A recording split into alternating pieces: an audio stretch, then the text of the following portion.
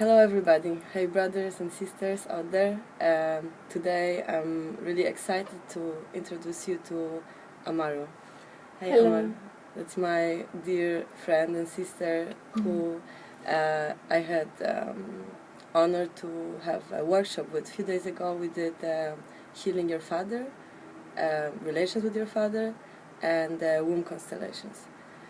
And I would like to share this knowledge, and I would like to introduce you to Agnieszka because I was really inspired by her and her knowledge about sacred femininity, masculinity, and those issues are really present nowadays, and I feel like to share this conversation with her, with you.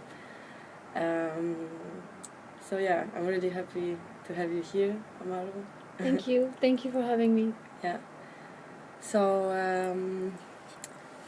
yeah, I would like to start with the question maybe, what do you think about the feminine nowadays? Like, why women nowadays are disconnected with the inner untamed force, power, and why did it happen? Why are we disconnected? Yeah. First of all, I think we're disconnecting from the Mother Earth. When a woman recognizes that she's the daughter of the Mother Earth, when she really connects to her womb, and as you know in Polish, the womb is called macica, which means mother, and the womb really is like epicenter of really who you are as a woman.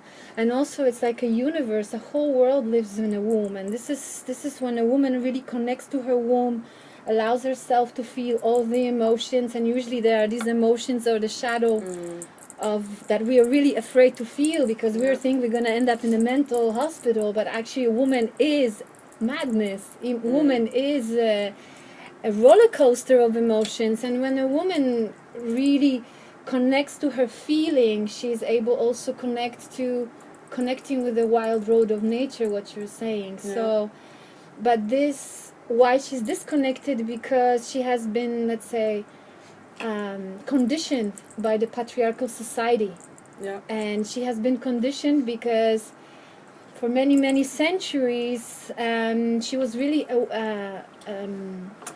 afraid to practice the healing arts, being really afraid to practice her shamer, her midwife, her dancer, her healer. We have been all these incredible forces of power, all these centuries, and then this is what happens. But now I think the Mother Earth is also entering in a different frequency, and we are really, as a whole humanity, beginning to remember who we really were and what are our capabilities. And the woman is really forced. Either she's going to continue living in fear and being polarized more in the masculine and living in the mind, or she's going to enter into the frequency of heart, and then later from the heart into the Mother Earth. And then when she really surrenders to the wisdom of the Mother Earth and really embodies that wisdom, this is how she becomes that woman who runs with the wolves. The wolf, the protector, the warrior, I also would think, the hunter, the gatherer, because woman is not only just a feminine force. Man and man we are both having the yin and yang within ourselves, and we cannot be afraid of the shadow, either masculine or the feminine. Because how did it happen? Women used to have this wisdom, this inner wisdom and power and healing abilities back in the days, but then maybe you can explain what happened. Then the wounded masculinity came, right? The way I understand humbly is that the masculine, and we're talking about the wounded energy, that it's afraid, it's a fear, it's one that wants to control, and we're talking about the Pisces age as well. It was a very different frequency. Right now we live in the Aquarius age, and it's more about unity, it's all about humanity, progress, evolution. So I think this was more led by by fear. And so the wounded masculine has really, I don't want to use the word massacred, but women have been stoned and killed and chained, as we know, because they had this wisdom and this natural force. Yeah. It was really scaring the wounded masculine, and had been subdued, and then after so many centuries, we're just reawakening it now. Yeah. So yeah, that's what I think, or Yeah. what I feel at Yeah. least. Yeah, those witches were buried some years ago, right? And We are awakening now. we're awakening those witches in us. We try because We are awakening because when we begin to feel, and we really begin to feel the Mother Earth, she has so much information to give us. If we only listen, if we only open ourselves and really reconnect with nature, then we are beginning to remember. So what is happening for the last 5 to 7 years, we are actually beginning to remember who we really are. And really an expression of this existence, of this universe, of all the powers, of the healing powers, of love, of creators. We are really powerful creators, consciously or unconsciously. And this is what I think, what I want through my work, give back to, is making us remember that we are conscious creators of our reality. Yeah, that's really beautiful. That's what I also experienced a few days ago. But maybe still you can tell us how you see nowadays. What's the effect of this pain in women? Like, how you are a healer, you practice with many women. How does it affect women? What do you see? What's wrong with them now? What are the problems? What I humbly feel is, if we cannot feel pain, we cannot feel pleasure. And women are really disconnected from their own emotions. They don't know what exactly. they feel. And they really need to connect to their womb, because we are ancestral memories. We are grandmothers and great-grandmothers embodied in our bodies. The cells remember, at least for the fourth generation, what has happened. And it usually has to do with ancestral trauma with the masculine. So it has to do with sexual abuse, it has to do with submission, it has to do with the not trusting the masculine. That's basically it. And I really feel, and I really want to talk about also a sexual, really being able to enjoy your body. But if you cannot feel pain, you will not be able to enter into these states of joy and ecstasy, or giving yourself the permission. Because you have to liberate yourself from this pain to really start feeling that the earth energy is coming through you, and then naturally you're ecstatic. Yeah, that's what I also felt a few days ago. So maybe tell us a little bit how you guide the woman to reconnect with the femininity and with the feminility, and maybe explain what is feminility. Femininity is I really, for many women, many of us, many of women who are on a very intense spiritual growth journey, we have problems with our mothers.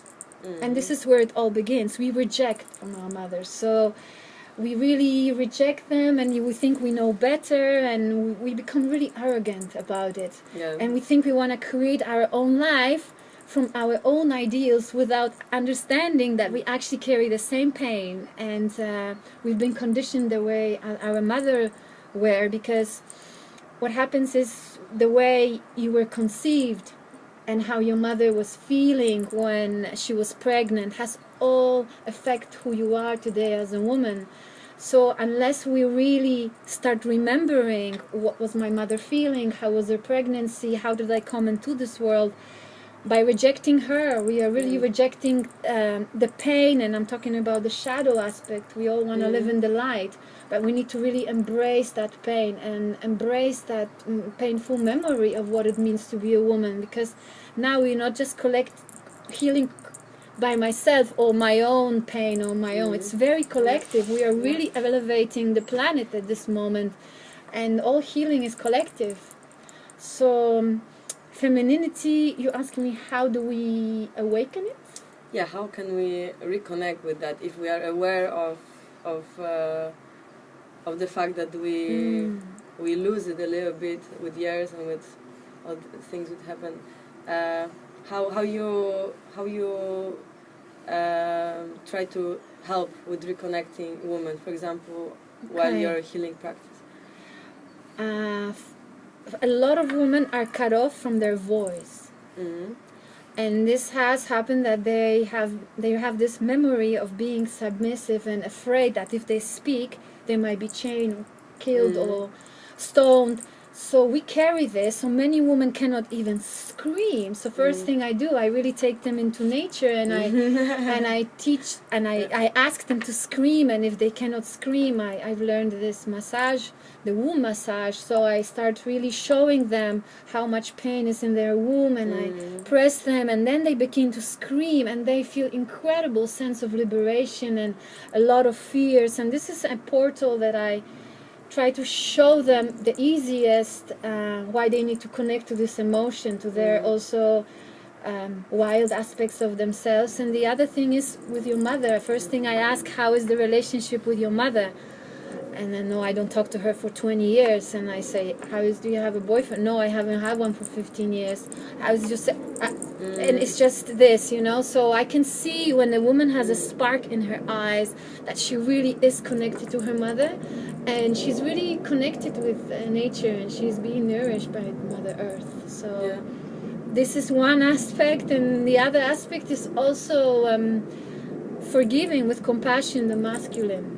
And it's really the work with your father. I work with the masculine and the feminine archetypes, because I believe this is how, by remembering the dynamic between the masculine and feminine, between our parents and the relationship that our mother and our father had with us, this is actually what we're projecting outside. Exactly. Yeah. So I try to, through meditation, I do this one meditation where people are, downloading and seeing exactly how their masculine energy is abundant or not existent, or how their mother is a victim, so they know that they're feminine, they're still in the victimhood, and they become very empowered. And then we work on reprogramming that and giving a new image, so they can project a much more healthier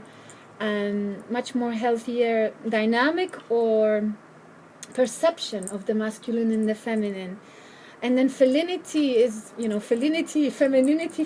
I love your words. your play on words. Felinity is being like the wild, sensual cat, and a woman cannot come and tell me she's happy if she hasn't really, haven't been really enjoying sex or intimacy or being with a masculine, because this is also sexual or sex or intercourse or intimacy is a very powerful tool or a portal of healing.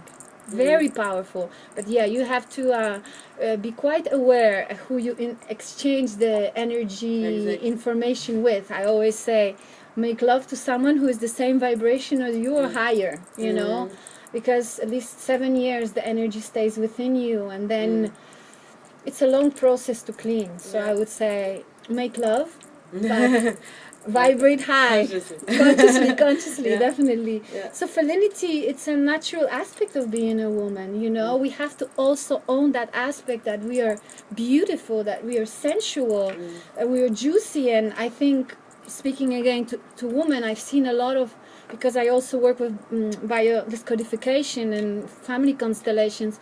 When I see a woman have her hair cut, short hair, I realize right away there is resentment of the masculine, and what she's sending outside is saying, I am a man, not interested, don't come to me. So that there is like this armor around her. So felinity is own your body, own your sensuality, your sexuality, your beauty, because you are an art masterpiece of Mother Nature and Father Sun. Also, I think it's a bit connected with this wild woman archetype, isn't it? Definitely. Yeah, because I also feel nowadays girls are really, they're not wild, they're not this raw, raw, you know, of nature. They are tamed somehow, and we forget of this inner untamed voice. I feel like. I think we're all animals. Yeah, exactly. You know, and then it's an instinct. It's also an instinct, and when we tame our instinct, we actually taming our permission to be alive, to be connected to life, to light, to the nourishment. So, but it goes back as well when the women were stoned and chained, that they preferred to be the good boy, good girl, and not to speak up. Yeah, exactly. Or you call them the trophy wives or whatever. It's just a really wrong conditioning, and we are breaking through this conditioning and recreating ourselves, and it's really magnificent to see.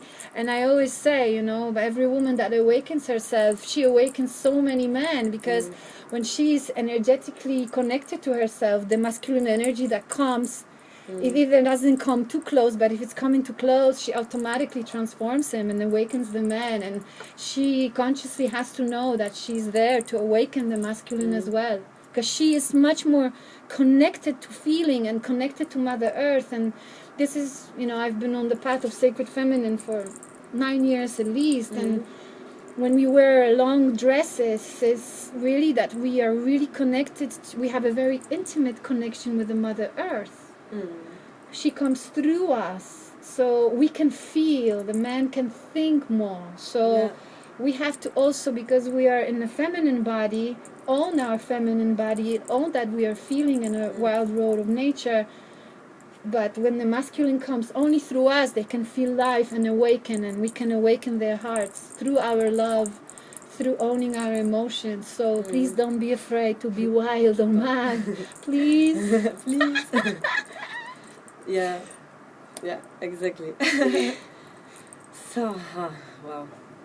So we just said that women have been harvesting this, I think, unconscious hate towards men, right? And we explain everything, but there's also the other aspect of it.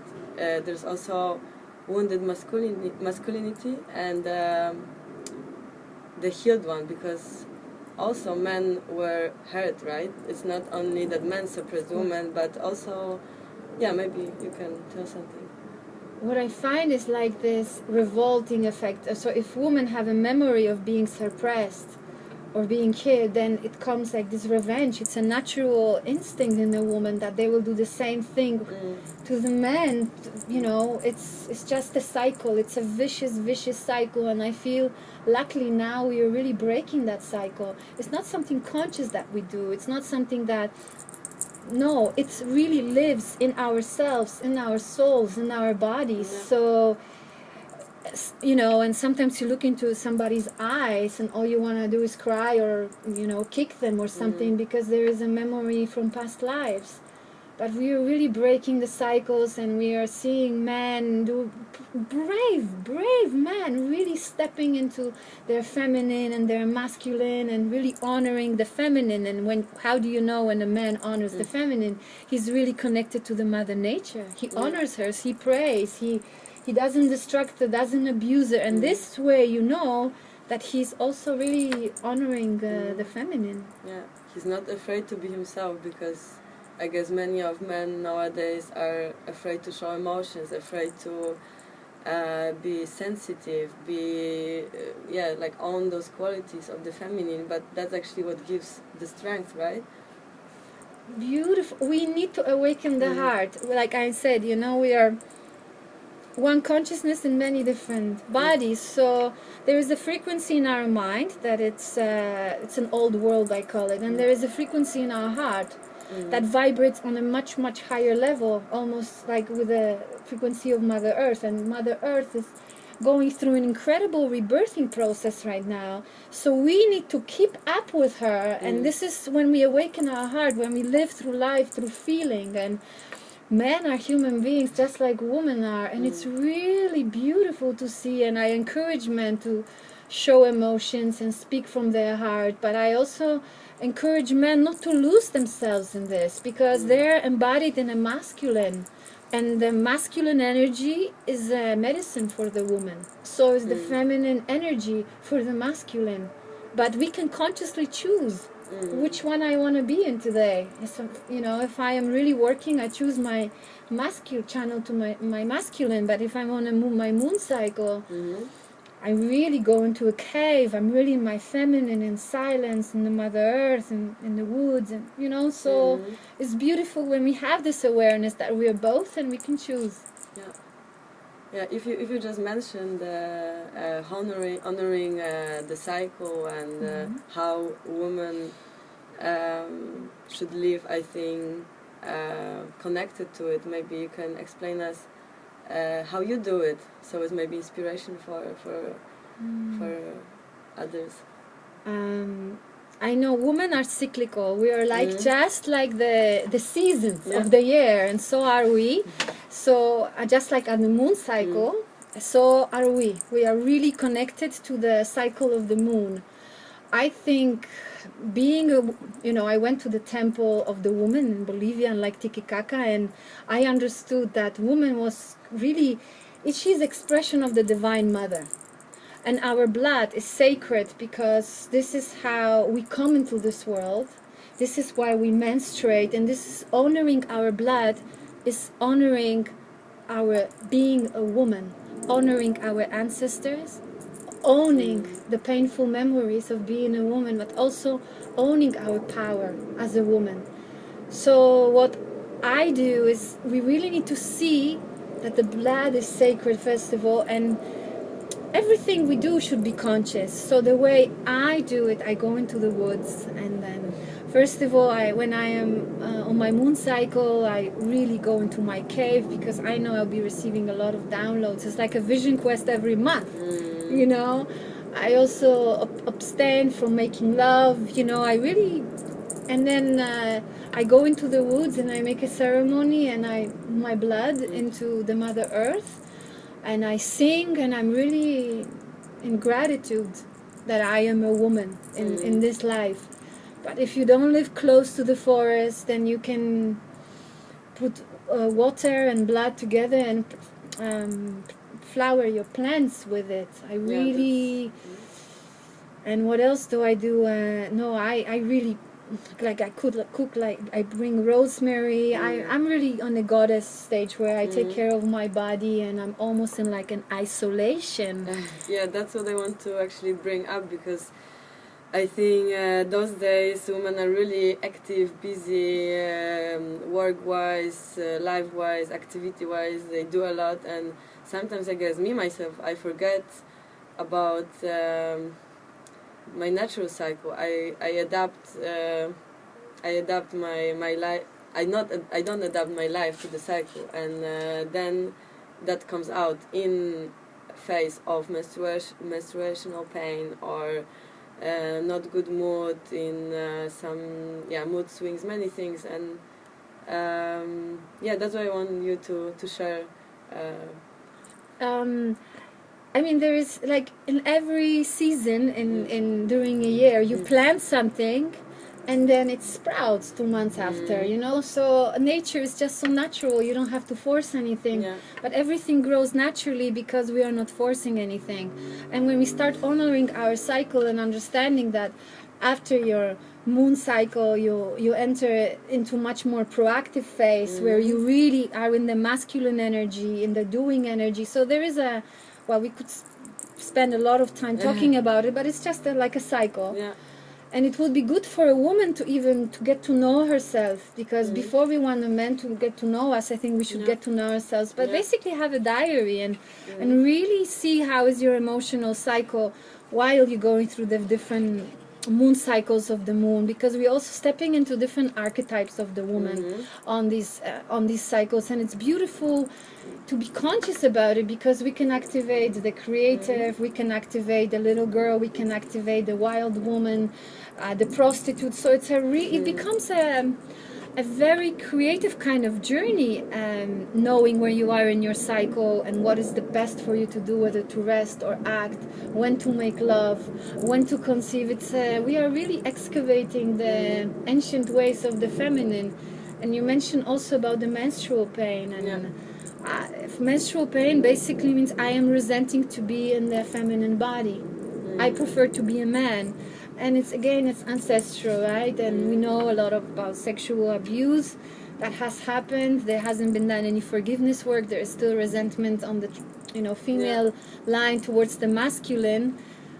And when my mother has this kind of a feeling, for example, my mother, her womb was taken out, she had 2 breast cancer, ovarian cancer, just like your mother similarly.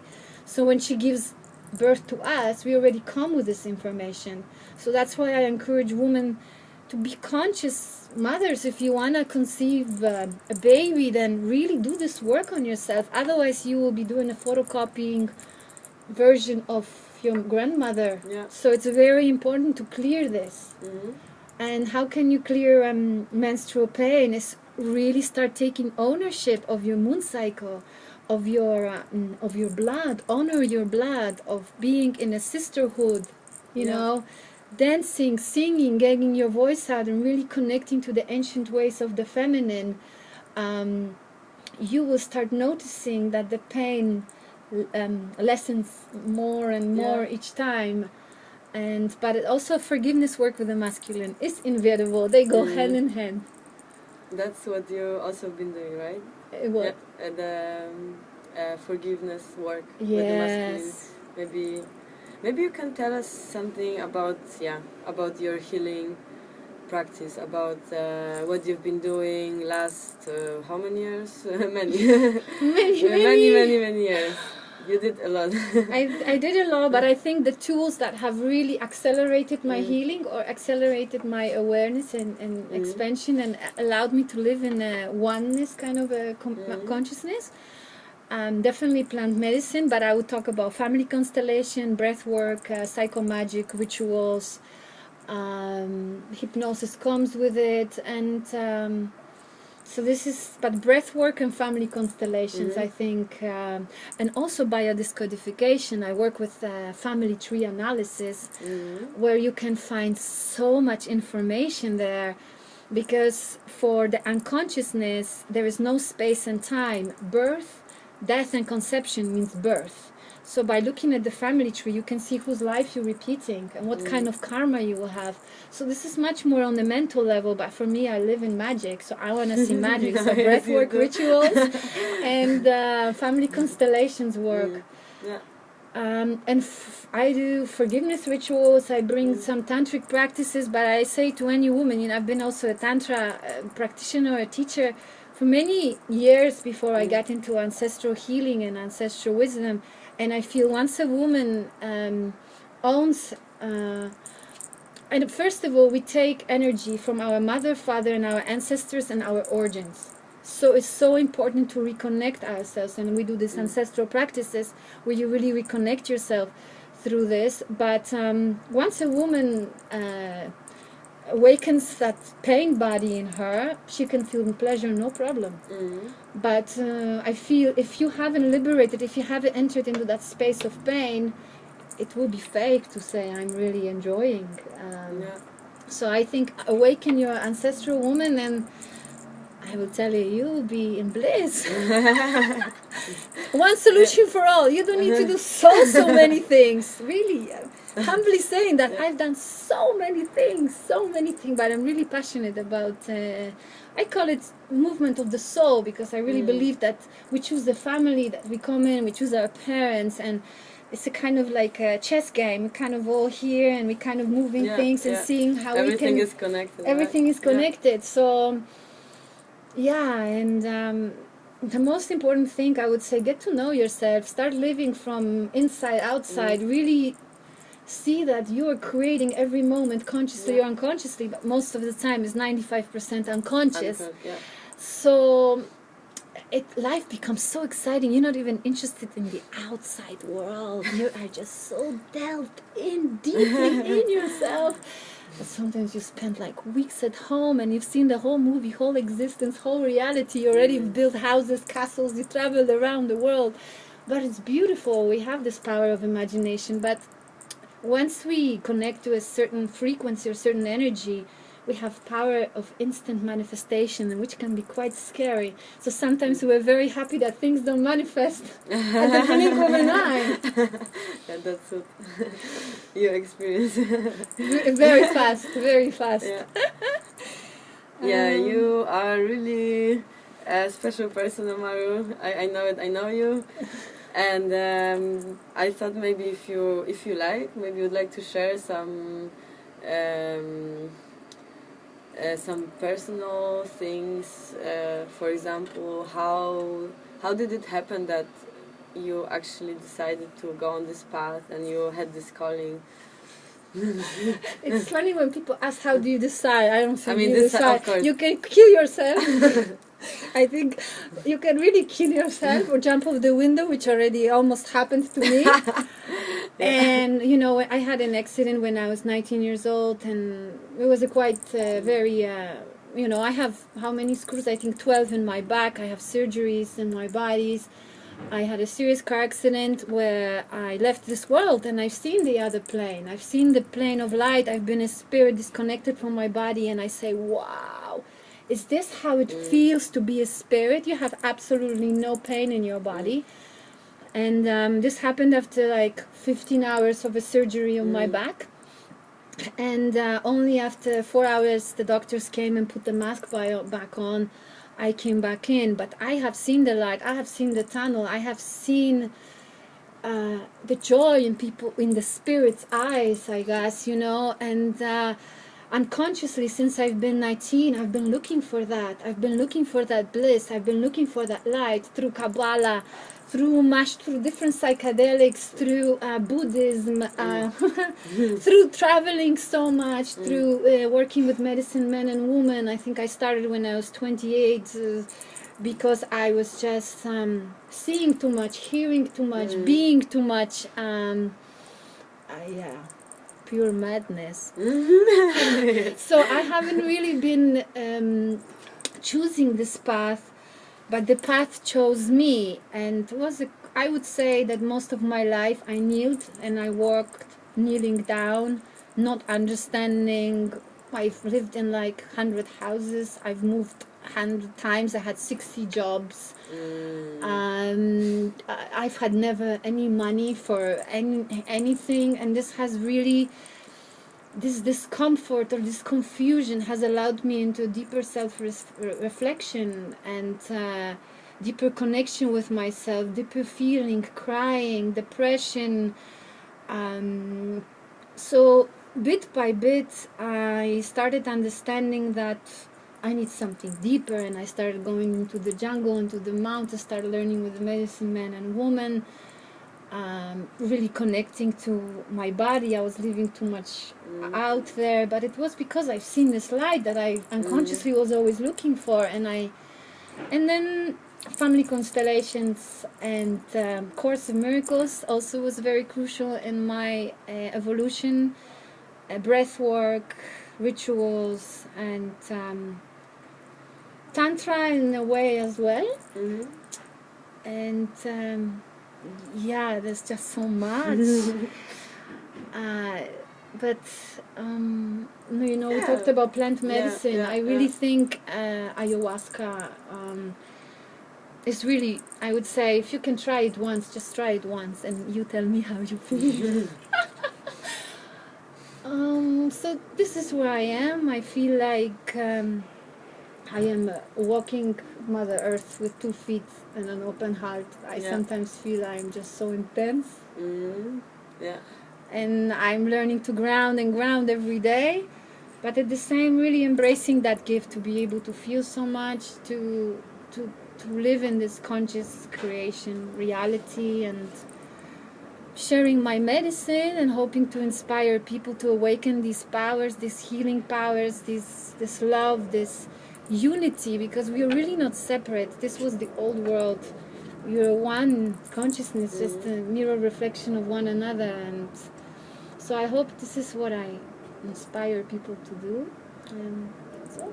I really believe that this conversation inspired a lot of people.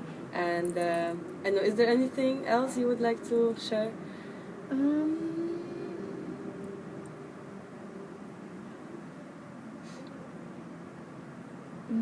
the sooner you start doing this work, the happier you will be. And um, really ancestral work, viva, viva, viva our Viva la vida loca. ancestors, viva our ancestors. Look within. Outside is only a reference, or teachers who are outside to give you an understanding where you are at on your path of evolution or your path of growth. And we are really, as spiritual beings, having a human experience. Believe it or not, experiment with it.